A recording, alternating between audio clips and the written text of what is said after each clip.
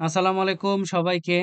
সবাইকে শুভেচ্ছা এবং অভিনন্দন জানাচ্ছি আজকের আমাদের জেরো চার্ট অফ অ্যাকাউন্টের ৩য় লাইভ সেশনে। তো বরাবরের মতোই আমি মোহাম্মদ সোহান আপনাদের সাথে আজকে আছি। আজকে আলোচনা করার চেষ্টা করব যে জেরোতে কিভাবে একটা অ্যাসেট অ্যাকাউন্টগুলো আমরা এড করতে পারবো এবং অ্যাসেটের ক্যাটাগরি সম্পর্কে আমরা জানার চেষ্টা করব। তো চলে আসুন আমরা সবাই চলে যাই হইতেছে জেরো চার্ট অফ অ্যাকাউন্টে।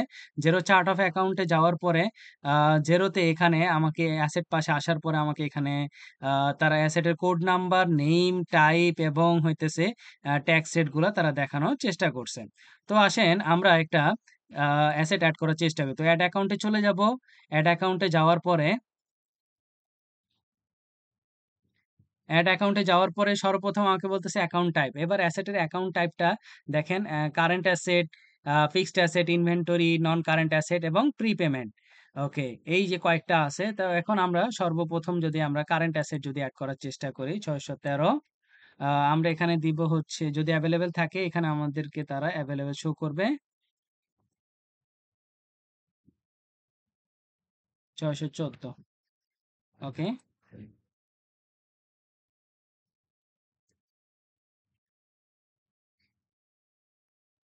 তো আমরা ৬০০ অ্যাডে কারেন্ট অ্যাসেট একটা এড করার চেষ্টা করতেছি। ৬১৪ নাম্বার কোড, সেটা প্রিপেইড এক্সপেন্স। প্রিপেইড এক্সপেন্স আমরা সবাই জানি অগ্রিম খরচ হইতেছে আমার প্রতিষ্ঠানের জন্য একটা অ্যাসেট। তো আমরা ডেসক্রিপশনে এটা দিয়ে দিলাম। তারপরে ট্যাক্সে আমরা দিব হচ্ছে বাই ডিফল্ট এ নো ভ্যাট দিব।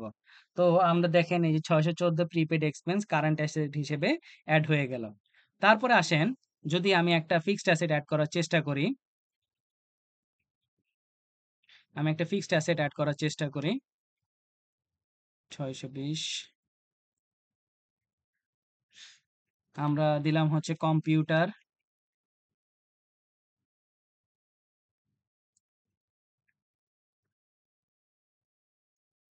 এটা আমরা নো ভ্যাট দিব, দিয়ে সেভ করে দিব। দেখেন ৬৩০-এ ৬২০ হচ্ছে কম্পিউটার ফিক্সড অ্যাসেট। এটা আপাততপক্ষে কি নো ভ্যাট হিসেবে শো করতেছে। তাহলে আমরা কোনো একটা অ্যাসেট এড করলাম ফিক্সড অ্যাসেট। এখন অনেক সময় দেখা যায় অ্যাকুমুলেটেড ডেপ্রিসিয়েশন নিয়ে একটা প্রশ্ন আসে অনেক সময় যে অ্যাকুমুলেটেড ডেপ্রিসিয়েশনটা আমরা কি ধরনের ক্যাটাগরিতে আমরা ফেলবো বা অ্যাকাউন্ট টাইপটা কি হবে? অ্যাকুমুলেটেড ডেপ্রিসিয়েশনটা এটা ফিক্সড অ্যাসেট হিসেবেই হবে। তো এটা নিয়ে কোনো সন্দেহ নাই। কারণ এটা হচ্ছে আমার কন্ট্রা অ্যাসেট অ্যাকাউন্ট। মানে আমরা এটা এন্ট্রি হবে ফিক্সড অ্যাসেট হিসেবেই, কিন্তু এটা ব্যালেন্সটা যখন থাকবে তখন সেটা মাইনাস হয়ে দেখাবে। তো এটা আমরা ফিক্সড অ্যাসেট হিসেবেই এড করব। তো আমরা ৬২১ দিচ্ছি। আমরা accumulated depreciation এড করব।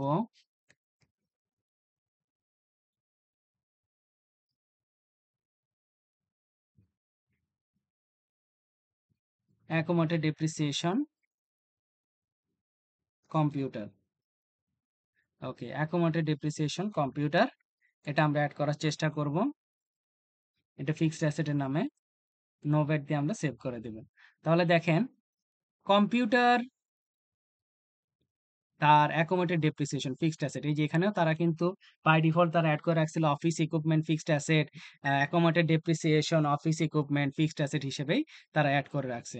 তো এইভাবে করে আমরা অ্যাকাউন্ট টাইপে গিয়ে অ্যাসেটের যে বেসিক্যালি ক্যাটাগরি হচ্ছে ৫টা ক্যাটাগরি, যেকোনো ক্যাটাগরিতে আমরা যেটা সবথেকে সুইটেবল ক্যাটাগরি হবে যদি কারেন্ট অ্যাসেটের মধ্যে পড়ে সেই আমরা যে চার্ট অফ অ্যাকাউন্ট এড করতেছি তাহলে কারেন্ট অ্যাসেট দিব। যদি ফিক্সড অ্যাসেটের মধ্যে পড়ে তাহলে আমরা ফিক্সড অ্যাসেট দিব। ইনভেন্টরির ভিতরে যদি পড়ে ইনভেন্টরি, নন কারেন্টের ভিতরে থাকলে নন কারেন্ট এবং প্রিপেমেন্টের মধ্যে যদি থাকে তাহলে আমরা প্রিপেমেন্ট হিসেবে সেটাকে এড করার চেষ্টা করব। তো অ্যাসেটের মধ্যে আরেকটা গুরুত্বপূর্ণ জিনিস হচ্ছে যে মানে আরকি ব্যাংক।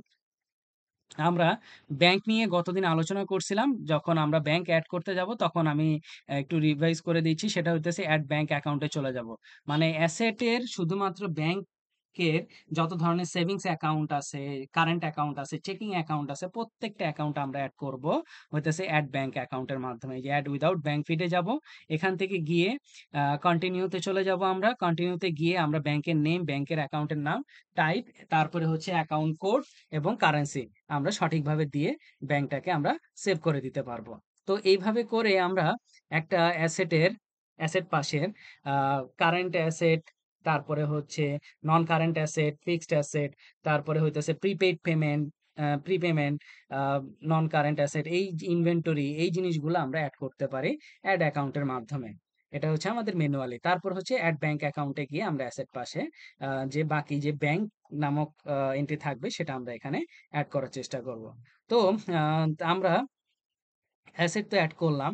এখন অ্যাসেটের পাশে যদি আমি চলে যাই, অ্যাসেট পাশে যদি চলে যাই, এই যে দেখেন আমি তো অ্যাড করেছিলাম হইতেছে আরবিএস ব্যাংক চেকিং অ্যাকাউন্ট গত সেশনে, আরবিএস ব্যাংক চেকিং অ্যাকাউন্ট। তো এই যে আরবিএস ব্যাংক চেকিং অ্যাকাউন্টটা আমি ওপেনিং ব্যালেন্স আনতে চাচ্ছি। আমি ওপেনিং ব্যালেন্স আনতে যাচ্ছি। এখন আমি বলেই দিছিলাম ওপেনিং ব্যালেন্স আনার জন্য ২ টা ওয়ে। একটা হচ্ছে রিসিভ মানি অথবা স্পেন্ড মানি ব্যবহার করে ব্যাংকের ক্ষেত্রে, অথবা আপনি কনভার্সন ব্যালেন্স দিয়ে আনতে পারেন।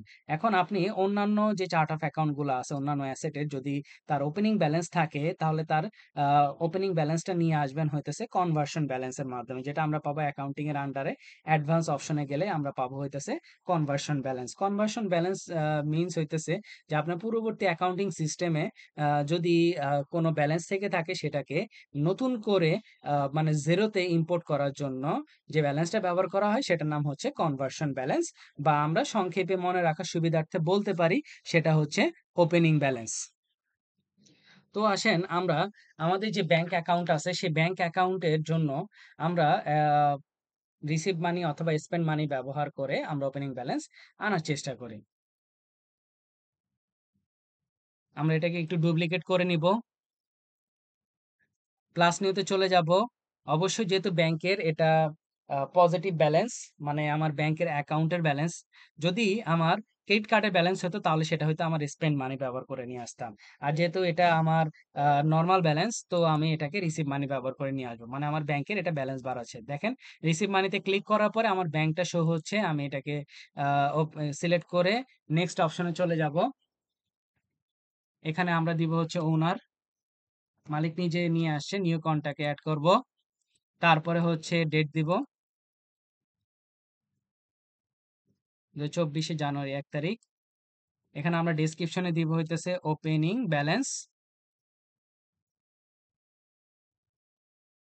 একটা, কোয়ান্টিটি ইউনিট প্রাইস হবে 20,000 জিবিপি অ্যাকাউন্ট। আমরা সবাই জানি যখন ওপেনিং কোনো কিছু নিয়ে আসি, কোনো অ্যাসেট যদি নিয়ে আসি ওই অ্যাসেটটা ডেবিট হয়, তারপর হইতেছে কি ক্যাপিটাল বা ওনার সিকিউরিটি ক্রেডিট হয়। ঠিক যথারীতি আমরা এখানে অ্যাকাউন্টটা এটা দিয়ে দেব ক্যাপিটাল, দিয়ে আমরা এটাকে সেভ করে দিব। আমরা আবার একটু চলে যাই আমাদের চার্ট অফ অ্যাকাউন্টসে, অ্যাসেট পাশে চলে যাব।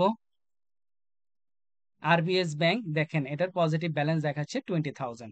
এখন আমি আপনাদেরকে এটা দিয়ে দেখালাম হচ্ছে কিসের মাধ্যমে, রিসিভ মানির মাধ্যমে আমরা দেখানোর চেষ্টা করলাম। আপনার চাইলে সেটাকে কনভার্সন ব্যালেন্স দিয়েও সেটাকে ডেবিট ক্রেডিট হিসাব করে নিয়ে আসতে পারেন। তো আজকের আলোচনা বেসিক্যালি এখান পর্যন্তই শেষ হবে। যে অ্যাসেটের আমরা যে প্রকারভেদগুলো দেখার চেষ্টা করলাম, কিভাবে অ্যাসেটগুলো অ্যাড করে, অ্যাসেটগুলো অ্যাড করা দেখলাম। তারপরে কিভাবে একটা ব্যাংকের অ্যাকাউন্ট অ্যাড করে সেটাও আমরা দেখছি। আর হচ্ছে কিভাবে তার ওপেনিং ব্যালেন্সগুলো আনতে হয়, ওপেনিং ব্যালেন্স সম্পর্কে জানার চেষ্টা করছি। তাই এখন এই ওপেনিং ব্যালেন্সটা যদি আপনি এখান থেকে না দিয়ে যদি আপনি অ্যাডভান্স অপশনে চলে যেতেন, সেখান থেকে এই যে কনভার্সন ব্যালেন্স আছে, কনভার্সন ডেটটা আপনাকে সবার আগে সিলেক্ট করে দিতে হবে। কনভার্সন ডেটটা আপনি সবার আগে সিলেক্ট করে দিবেন। এইখান থেকে সিলেক্ট করে দেওয়ার পরে তারপরে এখানে শো অল অ্যাকাউন্টসে যাবেন। যাওয়ার পরে এখানে আপনার যে কাঙ্ক্ষিত যে চার্ট অফ অ্যাকাউন্টটা আছে, সেই কাঙ্ক্ষিত চার্ট অফ অ্যাকাউন্টটা আপনি দেখবেন। কাঙ্ক্ষিত চার্ট অফ অ্যাকাউন্ট দেখার পরে সেটাকে আপনি ডেবিট করবেন। ঠিক তার বিপরীত পাশে যে অ্যাকাউন্টটা ক্রেডিট হবে, সে অ্যাকাউন্টটা ক্রেডিট করে total debit equal to total credit তো সমান করে দেন আপনি সেভ করে দিলেই সেটা কি ওপেনিং ব্যালেন্স চলে আসবে। তো সর্বপ্রথম আপনাকে কনভার্সন ডেটটা ঠিক করে নিতে হবে। জানুয়ারি 2024 থেকে আপনি স্টার্ট করছেন। তাহলে সর্বপ্রথম আপনি এখানে দিতে হবে, তারপর শো অল অ্যাকাউন্টসে দিবেন। তারপর এখানে বলে দিছে confirm your 31 December 2023 account balance, মানে 2023 এ যদি কোনো ব্যালেন্স থেকে থাকে তাহলে আপনার এইটা আসবে।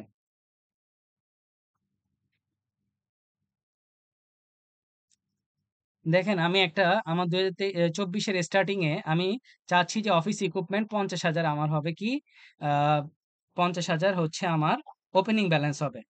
50,000 এ অফিস ইকুইপমেন্ট ছিল, তাহলে এটাকে ডেবিট করলাম। আর ক্রেডিট হবে হচ্ছে আমার ক্যাপিটাল 50,000। এই যে দেখেন টোটাল ডেবিট কত 50,000 দেখাচ্ছে। টোটাল ক্রেডিট এবার আপনাকে সমান করে দিতে হবে। আমরা ক্যাপিটাল দেখাবো হচ্ছে 50,000।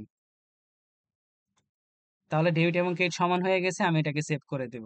তাহলে এটা করার ফলে আপনার কি হবে? ২০২৩ সালের ডিসেম্বর ৩১ তারিখ পর্যন্ত আপনার সকল ইনফরমেশন কারেক্ট আছে বিধায় আপনি এখানে ডাটাটা আপনি প্রদান করছেন এবং এই সুবাদে আপনার ২০২৪ সাল থেকে আপনার অ্যাকাউন্টটা স্টার্টিং হয়ে গেছে। তারপরে আমরা যদি একটু আবার আমাদের অ্যাডভান্স অপশনে গিয়ে চার্ট অফ অ্যাকাউন্টটা একটু চেক করি। অফিস ইকুইপমেন্ট দেখেন আপনার ওপেনিং ব্যালেন্স 50,000 আসছে। তো এইভাবে করে আমরা ২ টা পদ্ধতি আমি দেখায় দিলাম। ব্যাংকের ক্ষেত্রেও কিন্তু আপনি এভাবে করে নিয়ে আসতে পারেন। আমি ২ টা পদ্ধতি দেখায় দিলাম। কনভার্সন ব্যালেন্স এর মাধ্যমে আপনি ওপেনিং ব্যালেন্স কিভাবে আনবেন এবং হচ্ছে প্লাস নিউ এর আন্ডারে ব্যাংকের ক্ষেত্রে কিভাবে রিসিভ মানি ব্যবহার করে ব্যাংকের checking account, current account, savings অ্যাকাউন্টে ব্যালেন্স আপনি নিয়ে আসতে পারেন। এই ২ টা পদ্ধতি দেখানোর চেষ্টা করলাম। তো আজকের সেশনটা আমাদের এ পর্যন্তই। তো সবাই ভালো থাকবেন। তো ইনশাআল্লাহ আমাদের সাথে থাকবেন যে আমাদের যে বাকি সেশনগুলা চার্ট অফ অ্যাকাউন্টে গুরুত্বপূর্ণ সেশনগুলার সাথে থেকে আপনাদের নলেজের ক্ষেত্রে ভ্যালু এড করার চেষ্টা করবেন। তো টিল দেন সবাই ভালো থাকেন। সবাইকে ধন্যবাদ। আসসালামু আলাইকুম।